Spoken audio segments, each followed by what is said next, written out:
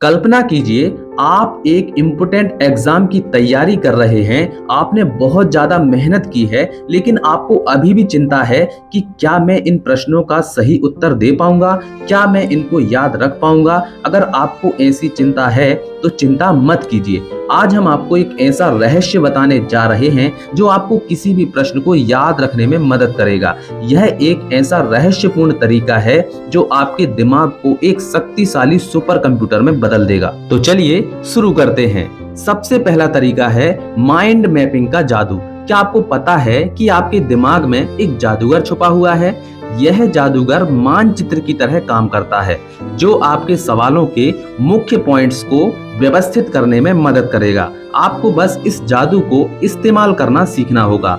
मान लीजिए आप किसी थिएटर में मूवी देखने जाते हैं, आप देखते हैं कि सारी की सारी जो मूवी है वो आपको बहुत आसानी से याद हो जाती है। अब आपको कोई उस मूवी के बारे में पूछेगा तो आप उसे आसानी से बता देंगे कि भैया इस मूवी की ये स्टोरी है। सेम आपको अपने चैप्टर के साथ करना है।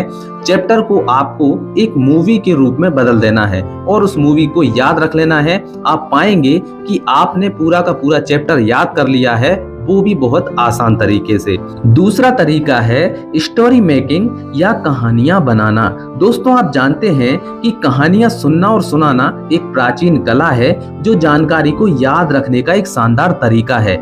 जब आप किसी जानकारी को कहानी के रूप में बदलते हैं तो आपका मस्तिष्क उसे आसानी से ग्रहण करता है और उसे याद रखता है। मान लीजिए आपको कोई बड़ा प्रश्न है, वो याद नहीं हो रहा है, तो आप उसको एक कहानी में कन्वर्ट कर सकते हैं और उसको याद रख सकते हैं। ये एक बहुत ही शानदार तरीका है जिससे आप बड़े बड़े प्रश्नों को याद रख सकते हैं। चलिए तीसरा तरीका जानते हैं। तीसरा तरीका है मिरेकल ऑफ पिक्चर, यानी कि चित्रों का चमत्कार। दोस्तों, एक चित्र 1000 शब्दों के बराबर होता है। जब आप किसी जानकारी को चित्रों के साथ जोड़ देते हैं तो आपका मस्तिष्क उसे अधिक समय तक याद रख सकता है।